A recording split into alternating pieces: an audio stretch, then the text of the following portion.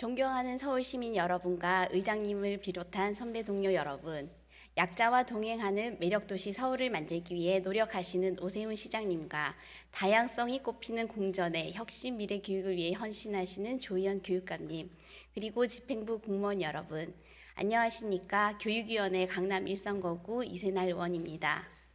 본 의원은 서울시의 맑은 미래를 열어가는 일꾼으로서 서울 시민을 위해 최선을 다할 것을 약속드리면서 미래를 열어가는 서울시 교육 창출을 위해 조희연 교육감님께 몇 가지 사안에 대하여 질문하겠습니다. 조희연 교육감님 발언대로 나와주시기 바랍니다.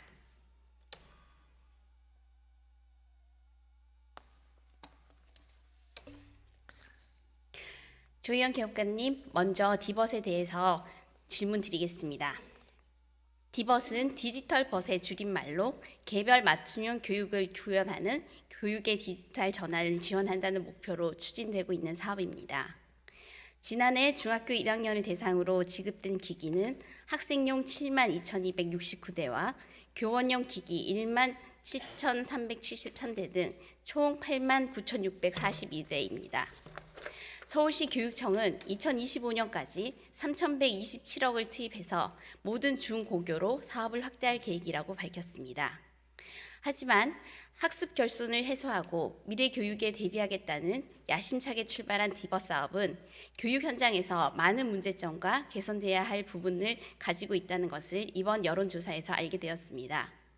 본 의원은 올해 초 서울 소재 중학교 1학년 2,584명과 학부모 3,468명, 교사 및 일반 시민 1,642명 등 총 7,700여 명을 대상으로 디벗 사업에 대한 평가와 기대 수준 등의 인식을 확인할 수 있는 여론조사를 실시하였습니다. 이번 조사를 통해 확인할 수 있었던 것은 첫 번째로 디벗에 관한 학부모님들의 높은 불안감입니다. 사업의 대상 확대 여부에 관한 의견을 학부모와 교사, 일반 시민에게 물은 결과 학부모의 부정적인 의견이 상대적으로 교사와 일반 시민에 비해 높은 것으로 나타났습니다.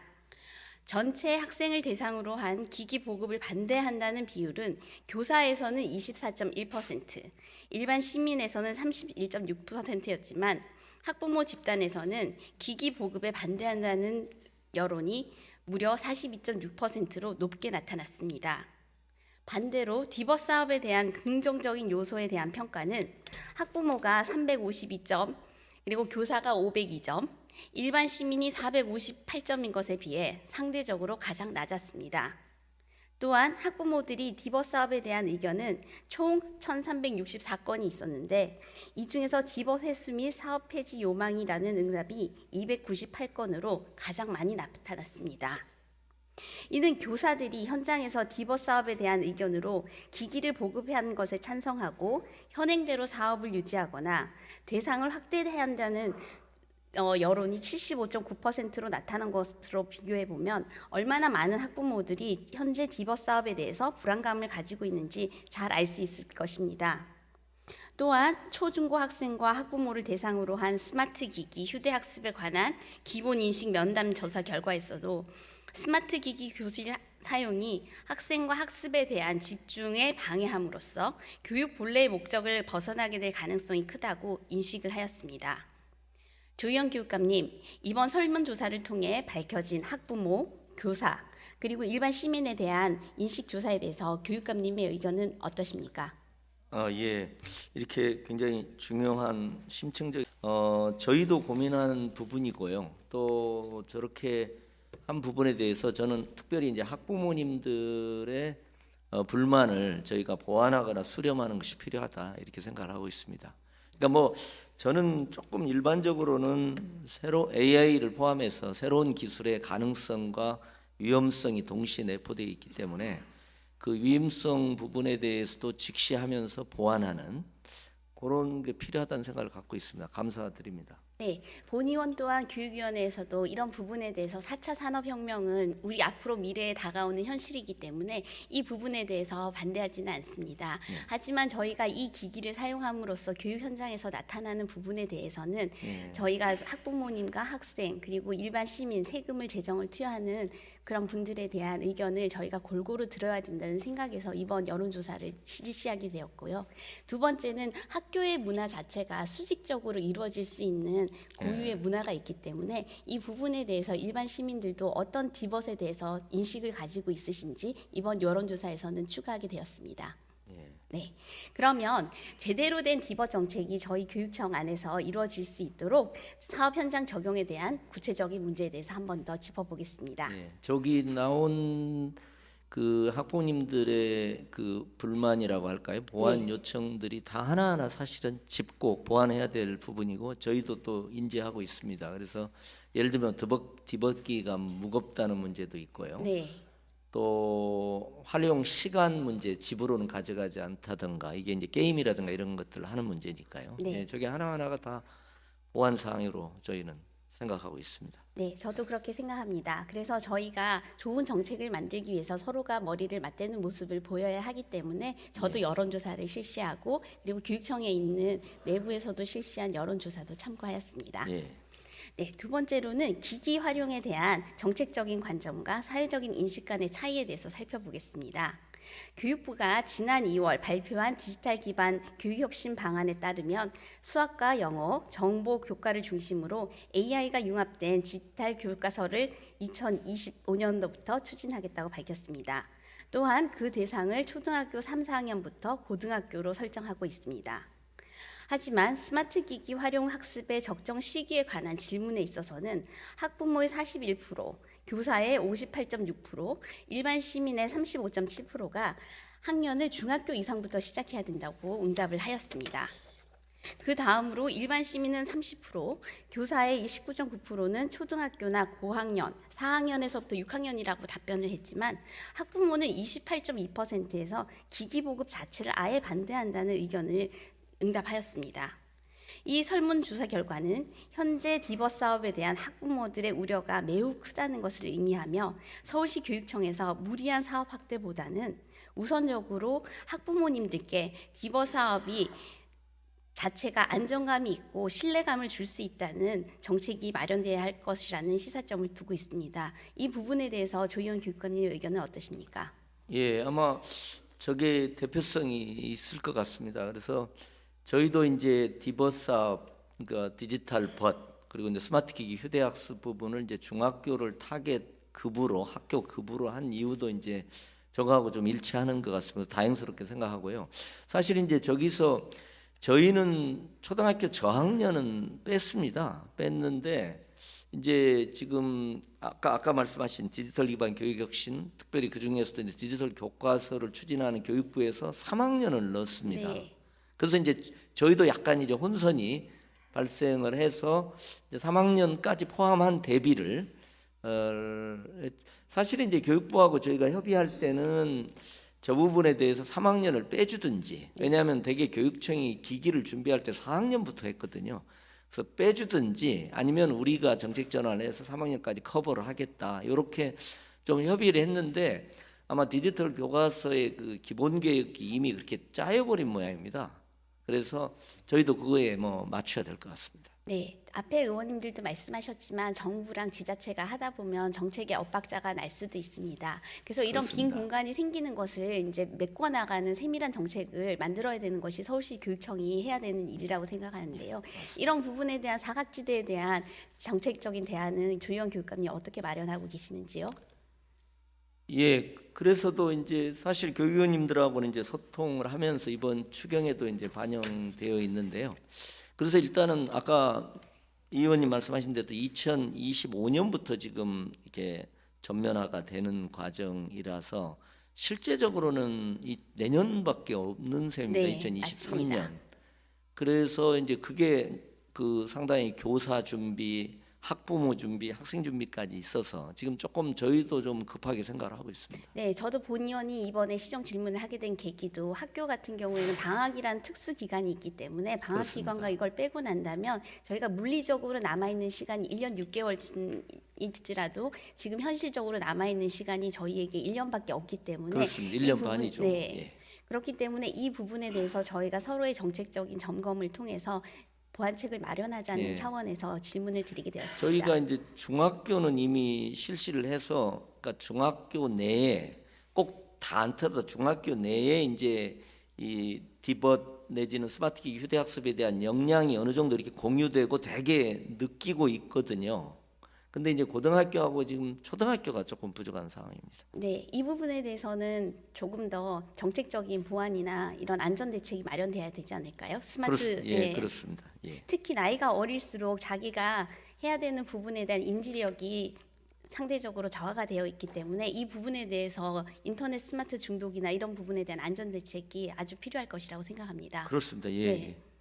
사실 그 부분이 저 부족한 부분이기도 합니다. 예. 네, 이 부분에 대해선 뒤에서도 짚도록 하겠습니다.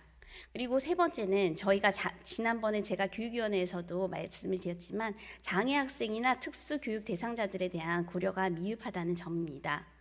디벗 추진 시 보완 사항에 대한 질문에서 일부 교사 선생님들께서 시각장애 학생이나 그다음에 적합한 교육자료 개발을 지적하는 등 사업 추진 전반에 있어 장애나 학생, 특수교육 대상자들에 대한 사업 내용에 대한 보완들이 필요성이 되었는데요. 최근 장애인의 불편함을 해소하는 기술들이 적극적으로 개발되는 추세를 감안한다면 기기 보급이나 콘텐츠 개발 등에 있어서 장애 여부와는 관계없이 동일한 서비스를 받을 수 있도록 정책적인 보완이 서울시 교육청에 요구된다고 생각합니다. 교육감님, 본의원이 지난 교육위원회에서 지적했듯이 디지털 소외계층, 디지털 사각지대 해소를 위한 예산과 제도 마련은 어느 정도로 지금 진행되고 있습니까? 예, 뭐 이 부분은 굉장히 저는 중요한 지적이시라고 생각합니다. 또 중요한 과제이고요. 그러니까 이제 기술 발전에 따른 말하자면 기술 소외 층들, 특별히 이제 소외 학생이 없고 최소한 보완하는 부분에서 특수교육 대상과 이런 교육의 디지털 전환, 이것이 연결되도록 하는 게 굉장히 좀 중요한 부분 같이 생각을 갖고 있습니다. 그래서 지난번에 교육위원회에서도 지적을 하셔서요. 지금도 사실은 이제 디지털 기기, 그러니까 스마트 기기 활용 과정에서 학생들이 이제 그 보완, 그러니까 연결해서 학습 지원 도구로 이렇게 활용하고 있는 지점은 지금도 사실은 있습니다. 그러나 그건 뭐 더 보완돼야 된다고 생각을 갖고요. 말씀하셨으니까 그런데 AI나 디지털 전환의 가장 큰 혜택을 받는 계층이 받는 집단이 저는 특수교육 장애 학생일 수도 있다는 역의 생각을 갖고 있습니다. 그래서 예를 들면은 보통 이제 지체장애, 맞으면 지적장애, 그다음에 이제 뭐 시각장애나 청각장애 같은 경우는 사실 이 디지털 기기나 AI 기기가 가장 잘 활용할 수 있는 영역이기도 저는 하다고 생각합니다. 그래서 저희가 요것과 관련해서는 TF를 지금 별도로 만들려고 하고 있습니다. 그러면 뭐 이 의원님도 좀 같이 참여해서 좀 도와주시면 좋겠다는 생각이 듭니다. 사실은 이 부분은 예컨대 뭐 발달장애 학생 같은 경우에도 언어 표현이 어려운 학생한테 시각 자료를 활용하는 부분이라든지 예를 들면 뭐 청각장애 학생 같은 경우에 있어서는 음성과 문자 전환 도구들이 얼마든지 활용될 수 있지 않습니까? 이제 근데 그런 여러 가지 지점들이 저희가 시장 영역에서도 이제 여러 가지 발전을 시키겠습니다만 그걸 교육하고 이렇게 연결시켜서 활용하는 부분은 저희가 할 영역 같습니다. 그래서 네, 그 부분을 함께 이 부분에 대해서는 시장님도 개척을. 약자와의 동행이 있고 저희도 이제 이거를 예. 챙긴다고는 하지만 이 부분에 있어서 기술이 발전한다고 해도 정책적으로 저희가 챙겨 나가지 않으면 저는 그렇습니다. 무용지물이라는 생각을 많이 하게 됩니다. 네, 저는 이런 맥은 저희 오세훈 시장님의 약자와의 동행과도 함께 하는 부분들도 있으니까요. 같이 TF를 뭐 만들어도 저는 협의체를 이거는 만들어 좋을 것 같습니다. 서울시 행정자치위원회에서도 저희가 청소년을 일정 부분 담당하는 부분들이 있으니까 예, 이런 부분에 대해서는 서로가 협의를 해서 나가면 좋은 정책이 예. 될 수 있을 거라고 생각하는데요. 장애 학생도 사실 장애 서울 시민의 한 범주죠, 뭐. 네, 예. 알겠습니다. 이런 정책들이 세밀하게 잘 이루어져야 교육감님 말씀하시는 다양성이 꼽히는 공존의 교육 실현을 위한 특수교육 대상 학생에 대한 배려가 있을 수 있을 것입니다. 그리고 네 번째는 잦은 고장으로 인해서 교육 현장에서 말씀하셨던 수리비 부담이 크다는 점도 이번 설문조사에서 나타났습니다. 서울특별시 교육연구정보원 정보지원과 자료에 따르면 지난해 6월 기기 보급 이후에 올 3월까지 8개월 동안 1,541건의 고장이 접수되었고요. 수리비도 총 3억 8,600만 원 가량을 지출한 것으로 나타나 있습니다. 기기를 수리하는 경우에도 학생도 수리 비용의 20% 정도인 최대 4만 원 가량을 부담해야 되기 때문에 최소 수천만 원 가량의 수리비가 사용됐을 거라고 저희가 추산을 할 수 있을 것입니다. 이 밖에 학교가 자체 부담하는 경우도 있어서 수리에 소요된 총 비용은 더 많을 것입니다. 이러한 추세대로라면 저희가 전 기기를 보급하는 경우 수리비로만 한 해 계속해서 수억 원이 쓰일 것으로 예상을 할 수 있을 텐데요. 학부모님을 대상으로도 저희가 부정적인 디벗에 대한 조사를 해봤더니 비용과 관리 부담 책임이 76.6점으로 가장 높은 부분을 차지하였습니다. 교육감님, 기기 보급에 수반되는 추가 비용은 어떻게 지금 마련하실 예정이신가요? 예, 이 부분 오히려 제가 지금 저희 담당한테 물어봐. 왜냐하면 저희가 지금 디벗은 짤 때 아예 우리가 전자제품을 사면 LG나 삼성이나 이렇게 서비스 센터에 가서 수리를 하지 않습니까? 그래서 학교 부담을 완화하려고 아예 그렇게 짰습니다. 그래서 서울 시내 전역에 AS 센터가 있어서 각자가 이제 파손이나 뭐 교체 문제가 있지만 일단 수리 부분의 경우에는 그렇게 AS 센터를 서울 시내 전역에서 가서 개인이 수리 부담을 하고 비용은 보험으로 처리하는 설계 자체를 그렇게 했는데 네. 지금 이게 개인 비용인지 제가 그걸 잘 모르겠습니다. 지금. 네, 그러니까 이 부분에 대해서도 저희가 예산이 투여되는 부분에 대해서 어느 예. 정도까지 지금 저희가 1년이라는 시간밖에 안 남았기 때문에 이런 예. 부분들을 준비하고 있는지 한번 체크를 네. 한번 해보겠습니다. 네. 그러니까 저희가 AS 체계를 만들었는데 이 시기 이제 거리가 좀 멀어서 AS 네. 센터가 멀어서 불편하다든지 또 이제 개인별로 예를 들면 파손이 됐다고 쳤을 때 개인 부담 비용이 좀 있을 겁니다. 아마 10%나 그러니까 아까 말씀하셨던 20% 부분인데요. 예, 20%가 있을 근데 겁니다. 그런 부분에 대해서 체계적으로 아직까지 준비가 되어 있지 않은 것 같아서요. 예. 네, 전에 같은 경우에 충전함, 보관함 같은 그 비용도 사실 예산에 들어오지 않았는데, 아, 예. 네, 그러니까 그런 충전한 부분들이, 부분은 별도로 말씀드리면 이제 아까 말씀하신 그 지금 학부모들의 불만 사항 네. 있지 않습니까?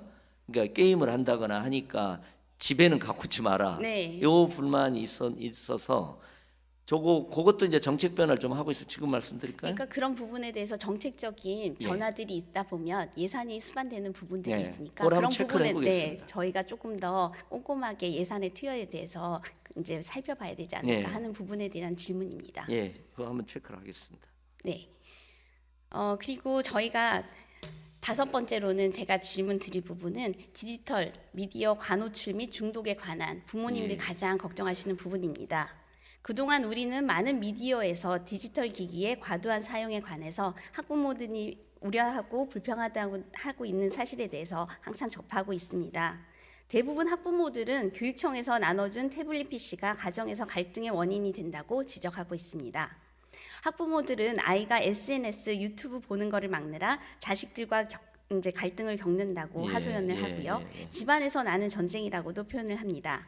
실제로 교육용 스마트 기기를 활용한 중고등학생의 스마트 기기 의존도는 심각한 상황인데요.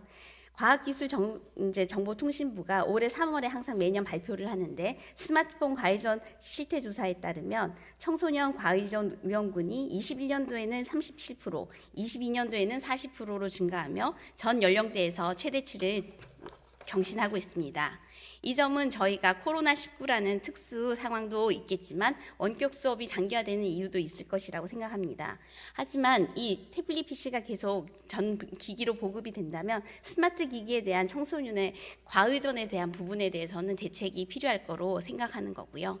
특히 더 큰 문제로 부모님들이 지적하시는 거는 우리 MDM 보안 프로그램을 무력화시켜서 집뿐 아니라 학교에서 점심시간에 쉬는 시간을 이용해서 게임하는 학생들이 많다는 것입니다. 요번에 의미 있는 자료로는 지금 자료 화면에서 나타나겠지만 디벗 사업에 대해서 청소년 이제 중1 학생들에 대한 의견을 제시를 받았는데요. 학생 스스로 제시한 659건의 의견을 살펴보면 기기 성능 개선에 대한 의견이 215건으로 제일 많았지만 실제 사용자인 중학교 학생 스스로가 11.8%에서 이것은 공부를 방해하고 예산 낭비가 될 수도 있고 불필요한 곳에 쓰는 것보다는 다른 곳에 투자를 해달라는 부정적인 의견을 또 비쳤습니다. 또한 10%에서는 수업 시간에 동료가 게임, 유튜브, 넷플릭스 시청 등 음란물을 접속하거나 불법 루트를 통한 사용 등 학업 방해 요소에 대해서도 스스로 지적을 했습니다. 이러한 학생들의 우려의 목소리에 대해서 서울시 교육청은 귀담아 들어야 할 것입니다. 그리고 저희 이번 의견 조사에서 여기에서는 소수의 의견으로 제시가 되었지만 지속적인 디지털 기기 노출로 인해서 시력이 약화된다, 피로가 느껴진다, 말이 줄어드는 건강 문제에 대한 지적을 하는 학생들도 있었습니다. 이런 부분에 대해서는 학교에서 기기의 사용에 주된 학생 중1 스스로가 인식하고 있는 이런 부분에 대해서 건강 유지권에 대한 것도 저희 서울시 교육청이 챙겨야 할 것 같은데 이런 부분에 대해서는 어떻게 생각하십니까? 예, 사실 이 다 참 쟁점들이고요. 우리가 이제 새로운 기술 발전에 따른 우리가 뭐 지금 핸드폰 사용도 그러지 않습니까? 저걸 뭐 핸드폰으로 바꿔놔도 다 비슷한 문제니까 지금 이제 디지털 시대, AI 시대의 일반적 문제고 그것이 이제 디벗이라는 특수 매체를 통해서 이제 다시 이렇게 표현되는 것이기 때문에 근데 이게 저는 다 문제라고 생각을 하고 보완으로 이제 단지 우리가 뭐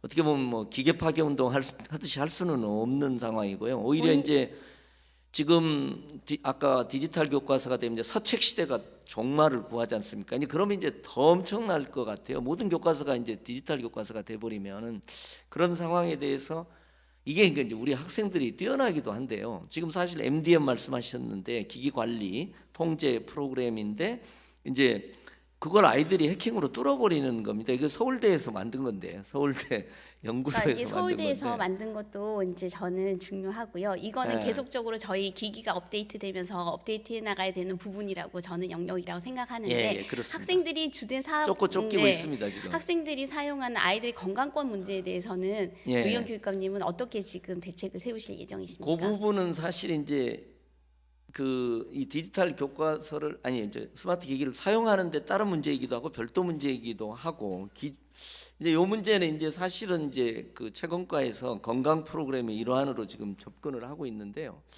요걸 다시 이게 기기 활용과 관련해서는 한번 좀 더 보완을 한번 네, 저희가 논의를 이런 해보겠습니다. 부분에 대해서는 챙겨봐야 되지 않을까 예. 싶습니다. 왜냐하면 청소년기에 교육 관계를 통한 정서적인 발달은 매우 이제 중요한 저희 발달 과정이 있을 텐데요. 예. 학생 스스로가 말이 줄어드는 건강 문제를 자기가 지적했다는 것은 저희가 의미 있게 받아들여야 되지 않을 것 같아요. 그렇습니다. 네. 그래서 이제 우리 교육위원님들도 여러분이 이제 다 지적을 하셔서 저희가 기기 관리를 일단 원래 저희 서기는 스마트 기기 휴대 학습의 의미로 집에까지 가지고 가고 대신에 MDM을 심어서 시간 제어라든가 이걸 할 수 있는 형태로 설계를 했는데 이제 그냥 학교가 결정을 하게요. 학부모님 지금 이 의견을 가진 학부모님까지 해서 집단 결정을 해서 개인 휴대 혹은 학교 비치.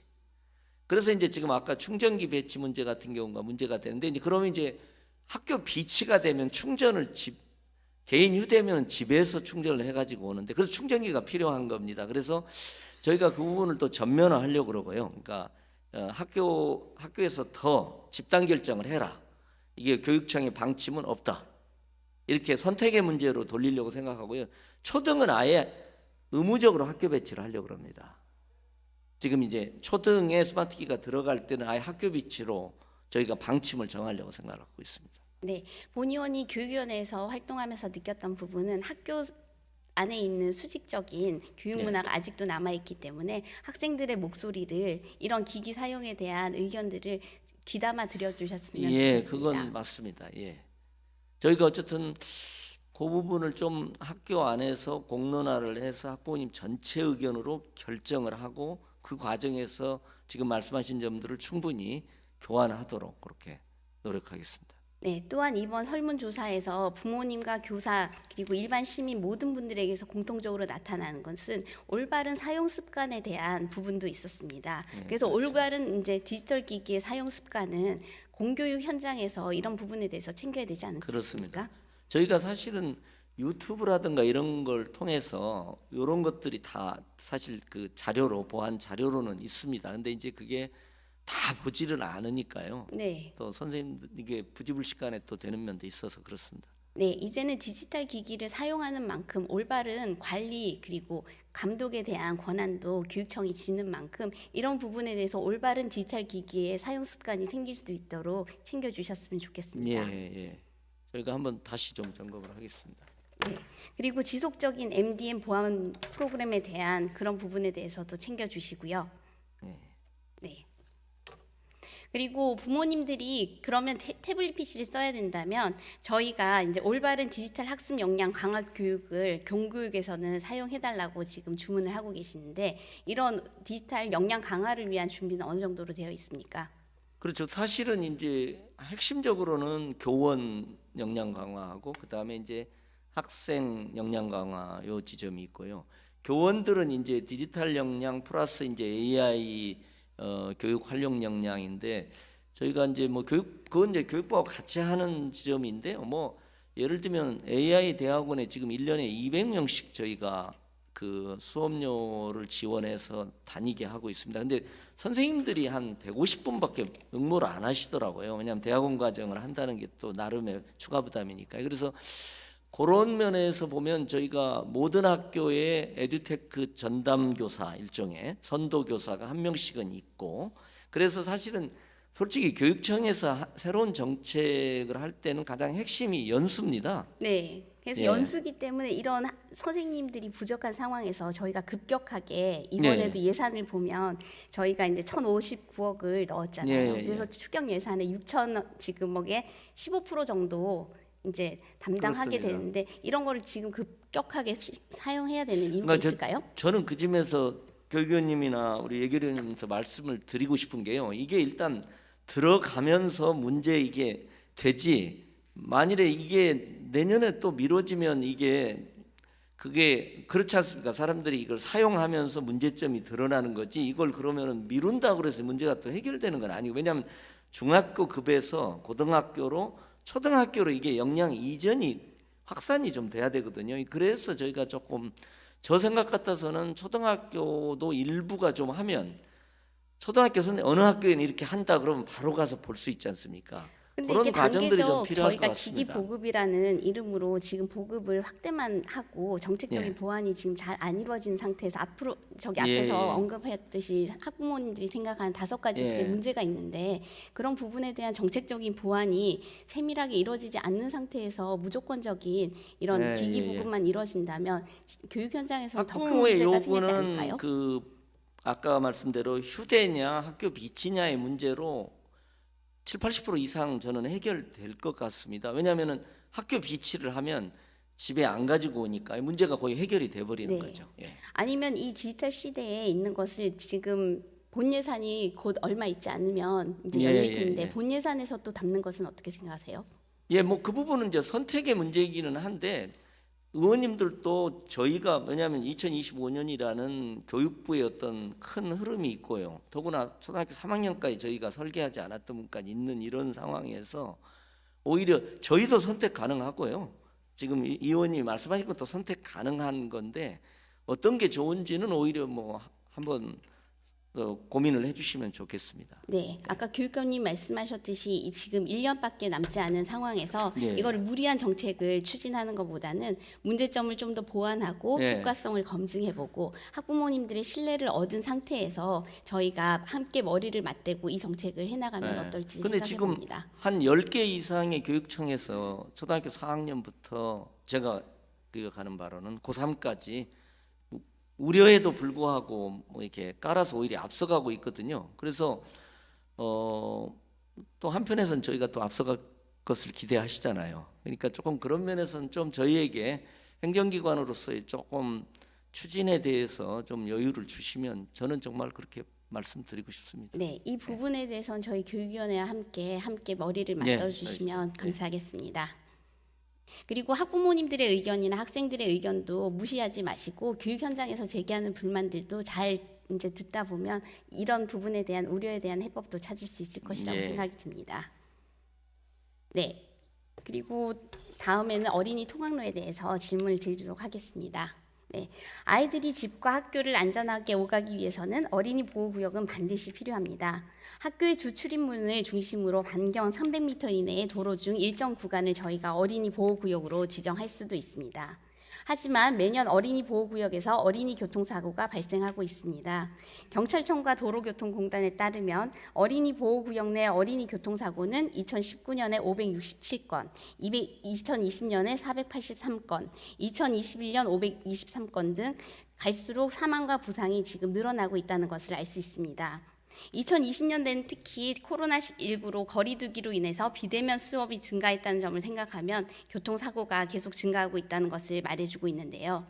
특히 어린이 보호구역 내 교통사고는 주간 시간대에 도로를 건너다가 집중적으로 발생했고 특히 보도와 차도가 구분되지 않는 이면도로에서 사망사고가 많이 발생하였습니다. 이는 2022년 서울연구원의 조사에서도 잘 드러납니다.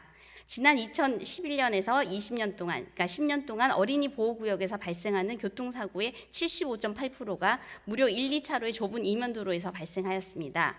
실제로 우리 지난 12월 엄북초 후문 앞에서 스쿨존에서 발생한 사망사고를 기억하고 계실 것입니다. 당시 방과 후 수업을 마치고 하교하던 엄북초 학생이 보도와 차도가 구분되지 않은 스쿨존에서 음주 차량으로 이제 사고로 안타까운 목숨을 잃었습니다. 이를 계기로 강남구는 최근 엄북초등학교 스쿨존 574m를 보도 공사를 완료하였습니다. 구는 일방통행, 보도신설, 교통안전시설물 설치 등에 관한 기본 계획 및 실시설계 용역과 경찰서 교통안전 심의를 거쳐서 보차도 구분이 되어 있지 않는 관내 11개 초등학교에 대한 보도공사를 올해 8월까지 완료할 계획입니다. 그리고 경찰청에서도 지난해 6월 스쿨존 지정 전국 초등학교 6,293개교를 조사한 결과 인접도로 일부 구간에 보도가 없는 학교가 무려 46.5%인 2,925개교로 나타났습니다. 특히 8.3%에 해당하는 학교는 보도가 아예 없는 것으로 나타났습니다. 그리고 서울시가 제출한 660개 초등학교 인근 외부 보행로 현황을 보면 아직도 보행로가 없는 곳이 16곳이나 있습니다. 보행로가 확보되어 있으나 난간이 설치되어 있지 않는 정문 보행로는 536개로 나타났고 46개 교에서는 난간이 아예 설치되지 않는 것으로 나타났습니다. 교육감님께서는 이 내용에 대해서 알고 계시나요? 예. 뭐 아주 자세히는 아니지만 뭐 이제 알고 있습니다. 그러면 이 부분에 대한 대책은 어떻게 마련하고 계십니까? 예. 그 지난번에 이제 그 지금 언급하신 엄북초의 안타까운 그 희생의 대응을 사실 이세나 의원님 또 의장님 이렇게 등등 이렇게 같이 함께 하면서 제가 뭐 나름 또 책무라고 할까 소망이 생긴 지점이 이런 희생이 없이 엄북초 수준의 엄북초 사태 이후 우리가 함께했던 그 엄북초 수준의 학교 주변 등하교 안전 시스템을 만들어내는 것, 저는 이게 좀 굉장히 절박하고 중요한 과제고 저희가 또 해야 될 거고 소망을 좀 갖게 됐습니다. 그래서 지금 뭐 이 의원님도 이미 알고 계십니다마는 저희가 총 초등학교 한 600여 개 중에 536개 학교에 지금 그 통학로 전수조사를 지금 진행을 하고 있습니다. 그래서 교통공단이라든가 교통안전공단이랑 이렇게 해서 지금 이게 아마 8월 말에 모든 게 되는 것 같습니다. 네. 그러면 정말 서울시 구청, 의회 저희가 엄북초 할 때처럼 네. 정말 근데 이제 이게 엄북초는 이제 희생이 뒷받침되니까 이게 주민들이 일방 통행로 만드는데 반대했던 것도 이렇게 수그러들고 공감해 주시잖아요. 그래서 이제 요걸 좀 함께 정말 만들어 갔으면 좋겠습니다. 네, 저도 이번 사태를 겪으면서 느꼈던 게 학교 밖의 안전 문제는 시와 교육청, 경찰청 등 모든 기관이 아이들의 안전을 위해서 함께 움직여야 된다는 모습을 보여야 된다고 생각을 했는데요. 이 부분에 있어서 교지를 확보한 저희 행안부 특교 사업이 담장 넣기 사업이 있는데 예. 이런 사업을 추진하다 보면 저희가 가장 큰 벽에 부딪히는 게 학교 용지 사용하는 문제를 이제 예, 가장 큰 예. 문제로 꼽고 있습니다. 아까 말씀하셨던 더불어민주당 정준호 의원님께서도 말씀하셨듯이 학교장 선생님들의 그 재량권에 대한 부분들이 있다 보니 예. 학교 운동장이나 부지를 이용해서 저희가 통학로를 확보하는 문제만큼이나 그것도 굉장히 어려운 부분에 그렇습니다. 부딪히고 있는데요. 그 부분에 대해서 조희정 교육감님께서는 어떤 대책을 마련하실 건가요? 예, 그러니까 이제 사실은 이제 그 원북초 같은 경우도 그렇지만 이제 예를 들면 일방 통행로를 좀 확대한다든지 또 횡단보도 이렇게 활주로형 횡단보도를 만든다든지 또 이제 통상 많이 문제되는 가속 방지 시설물들 그러니까 조금 그런 더 시설물들에 확대한다거나. 대해서는 밖에서는 예. 얼마든지 이제 구나 시가 되고요. 협력해가면 되는데 예. 저희가 학교 부지를 부지를 활용한. 사용하는 부분에 있어서 저희가 예, 예. 교육지원청에 재정과와 협의를 해보면 부지 교환이나 보상을 요구하는 부분들이 많았습니다. 이 예. 부분에 대해서 말씀드리는 저는 겁니다. 지금 중요한 지적이고요. 공용 재산인 학교 부지를 보호해야 된다는 그런 보수적 관점이 네. 사실 교육계에 있는 게 솔직히 사실입니다. 근데 맞습니다. 저는 그런 보수적 관점을 벗어나서 아이들의 안전을 위해서 적극적으로 개방적 자세로 접근해야 된다. 저는 그렇게 생각을 갖고요. 앞으로 이런 문제에 대해서 저희도 조금 좀 더 점검을 해보겠습니다. 네, 또 그 안전에 방식을 대해서는 네. 어떻게 하는 게 좋을지 이렇게 지역청 수준에서 좀 협의 틀을 만든다든지 해서 지금 몇 군데가 그런 쟁점이 좀 있습니다. 사실은 학교 부지를 조금만 하면 네. 훨씬 더 안전하게 보차로를 분리한다거나 할 수 있는 지점도 있습니다. 저희도 인지하고 있고. 네, 그러니까 이 용지 부분에서 사용에 더 대해서 저희가 시민과 아이들의 이제 안전을 지킬 수 있다면 도로 사용 점령 허가에 대해서 저희가 예, 폭넓게 예, 예. 용인을 하고 이 부분에 대해서 무상으로 사용하는 부분에 대해서도 생각해봐야 되지 않을까요? 예, 한번 이번 계기로 그 부분에 대해서 좀 검토를 해보겠습니다. 나중에 보고를 드리겠습니다. 네, 이 부분에 대해서는 저희가 8월까지 남아 있기 때문에 이 부분에 대해서는 계속 보고해 주시면 감사하겠습니다. 네. 그리고 또 스쿨전 안전 사각지대에 대해서 예산을 마련하는 부분에 대해서도 조금 더 늘릴 필요가 있을 것 같은데 교육청에서는 어떤 견지를 가지고 계시나요? 그러니까 녹색 이제 어머니라든지. 학교와 관련된 네. 예산은 저희들로 하고요. 그다음에 이제 도로나 이런 부분은 이제 지자체로 이렇게 해서 지금 진행이 되고 있는 부분이 있고요. 지금 말씀하신 건 이제 저기 녹색 어머니나 이런 네. 말씀이시죠? 예, 예. 녹색 어머니나 이 부분은 저희도 의원님도 이제 관심을 많으셔서 저도 조금 그동안 예산을 늘린다고 했습니다. 좀 더 적극적으로 확대하자는 취지시죠? 네, 그리고 녹색 녹색 어머니들이 봉사를 하시다가 생각할 수 있는 애로점이 있다면 그런 부분에 대해서도 귀담아 들어주시면 감사하겠습니다. 예. 네, 그분들이 이제 시간을 내서 아이들의 안전을 위해서 지켜 나가기 위해서 나오시는 예, 부분들이 예, 예. 있는데 그거를 현장에서 지도하다 보면 부딪히는 애로점들이 있는데 그 예. 부분에 대해서도 학교에서 귀담아 들어주시면 감사하겠습니다. 지금 그 하나 이제 저희가 새로 그 녹색 어머니하고 특히 이제 명예 녹색 어머니에 하고 같이 지금 하는 게 이제 직장맘들이 등하교 봉사를 못 하실 때가 있잖아요. 특히 등교 봉사를 못 하실 때가 있어서 그게 이제 일종의 119 같이 녹색 어머니의 119 같이 해서 전화를 하면 녹색 어머니의 인력풀과 네트워크를 가지고 바로 출동해 드리는 방식으로 이렇게 지금 저희가 설계를 해서 시범에 지금 들어가 있습니다. 그러니까 이 부분은 좀 의원님하고 협의해서 더 보완해가고 확대하도록 하겠습니다. 네, 앞으로 교육청에 대한 문제가 있으면 앞으로 시정 질문도 드리도록 예, 하겠습니다. 그러시죠. 예. 네, 답변해 주셔서 감사합니다. 예, 고맙습니다.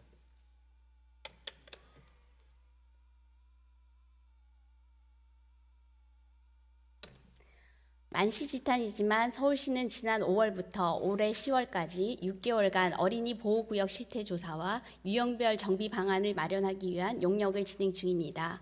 학교별로 공간적 특성 등으로 인해 통학로 교통환경은 다양합니다. 조속한 전수조사와 함께 각 교통환경 특성에 맞춘 대책 수립이 절실합니다. 학부모들의 최대 관심사는 아이들의 1등 성적도 아닌 안전입니다. 차량이 보행자를 추월하지 못하도록 보행자 우선 도로를 지정해 스쿨존을 넘어서는 스웨덴의 홈존과 같은 구역을 만들어야 합니다. 스웨덴의 경우는 어린이 교통 사망자가 10만 명당 2.5명의 수준으로 세계에서 가장 낮습니다. 아이들이 활동하는 모든 공간을 보호구역으로 만들자는 취지에서 도입된 제도인데 홈존에서의 차량 통행은 완전히 금지됩니다. 주차장은 마을 외부에 설치되고 학교 주변 도로에는 20cm 높이의 방지턱을 설치하여 차량의 진입을 막고 차선을 강제로 줄여 차량 속도 감소를 유도합니다. 가정 안전해야 될 스쿨존에서 초등학생들이 사망하는 사건이 계속해서 발생하고 있습니다. 이제 더 이상 스쿨존에서 교통사고를 방치해서는 안 됩니다. 안타까운 사고 예방을 하기 위해 서울시, 교육청, 경찰청, 의회가 함께 머리를 맞대 방안을 찾아야 합니다.